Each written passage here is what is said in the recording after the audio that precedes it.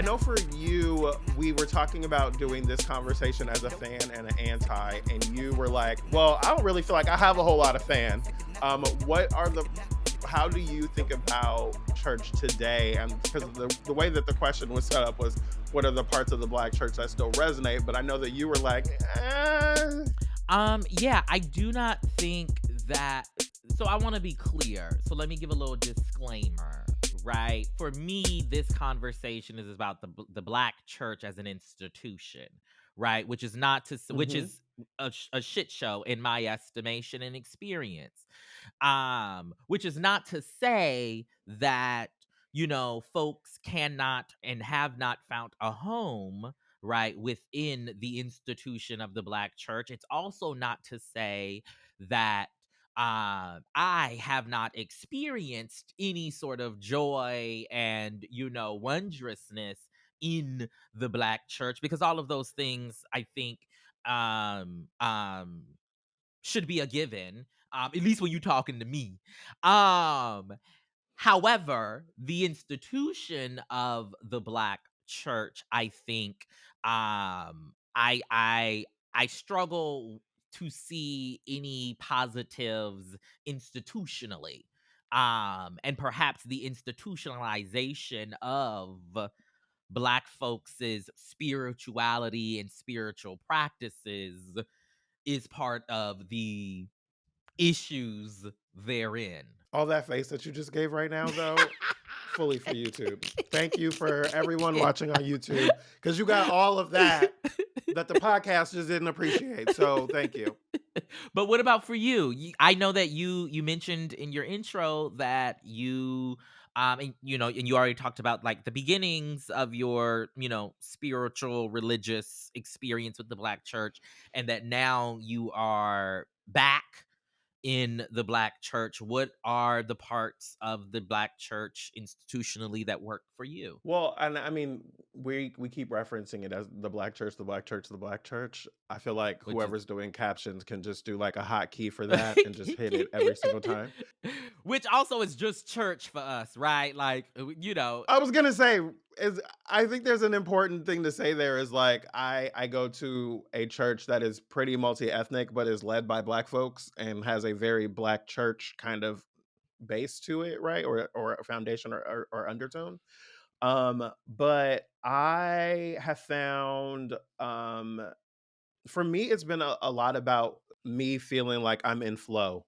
I think that being able to be a part of a church virtually and in person are such different experiences than what I grew up having in church.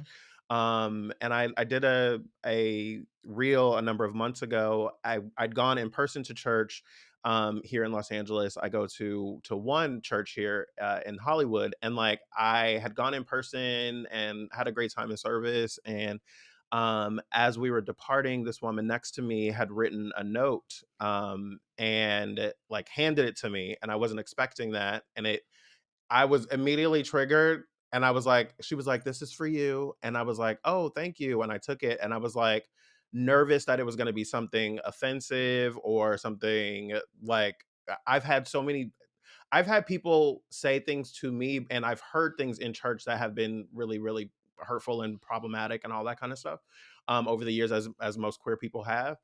Um, and so I was anxious about that. And so I read the note, and it was a beautiful note telling me that I was anointed and that, all of these different things. And it was really beautiful. And I remember thinking that I I have been feeling in flow lately, right? And like church has been a big part of feeling connected to that being in flow.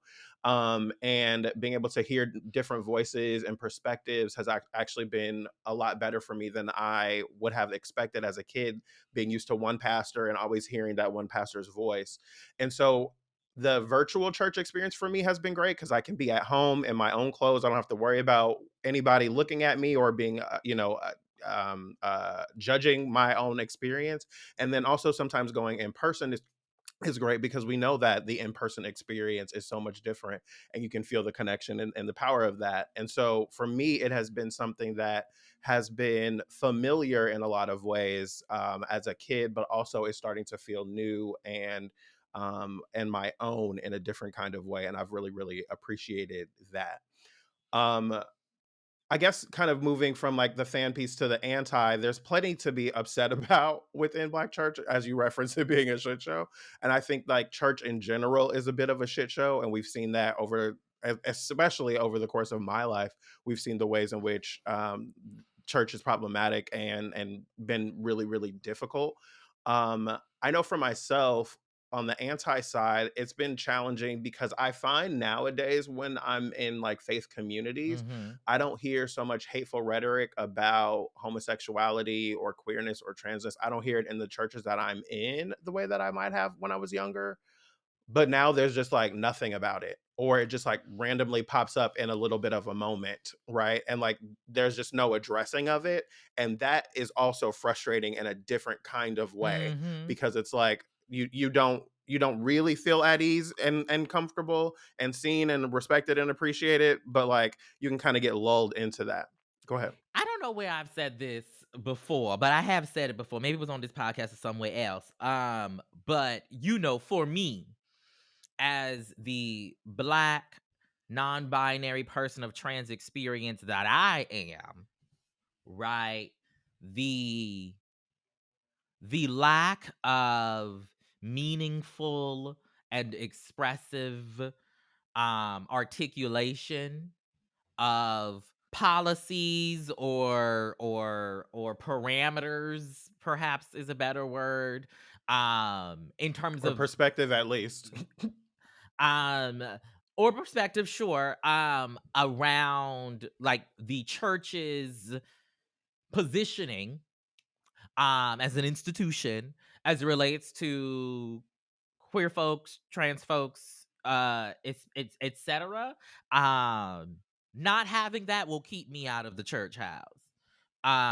Because right, to me, not speaking about it is just as bad as speaking badly about it.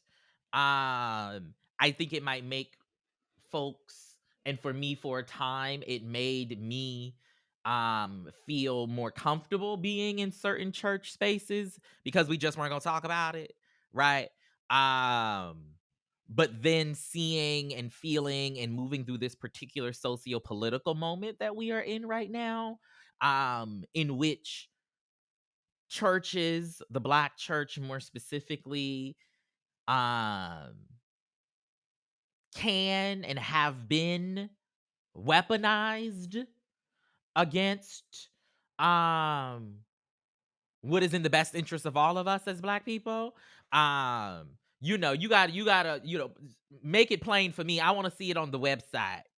I Mm, remember us having a conversation about, I can't remember who. I think we might have been talking about Sarah Jakes Roberts. And and her there was an LA Times article written by Darian Simone Harvin, actually, on Sarah Jakes Roberts and her as a representation of like a new church leader, a new, black women centric ethos, right, around spirituality and leadership and whatnot. And I remember saying to myself that, oh wow, yes, she's being presented, and perhaps legitimately is, this like, quote unquote new age representation of what church life and living can be, as is, mind you, a host of other gospel artists and other ministers, right, who are doing the quote unquote more progressive way of church.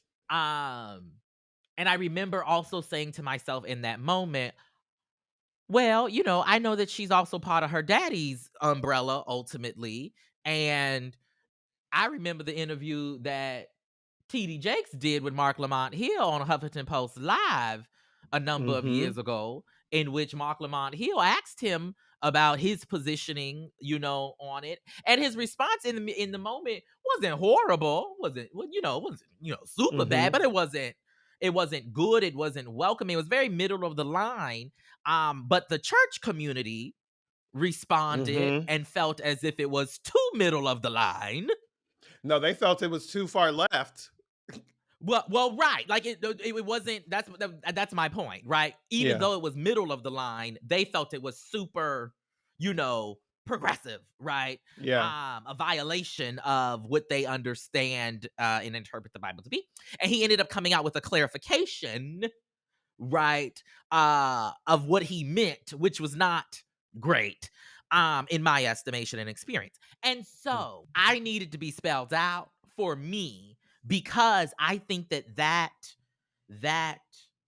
angst that you felt about the letter that the woman gave you, the note that she gave you before you open it, right? I'm not interested in being in a spiritual space or a space that's supposed to be for my spiritual, upliftment, right? And have to navigate that very real, legitimate angst because of our prior experiences. And so, say it with your chest or leave it on the playground.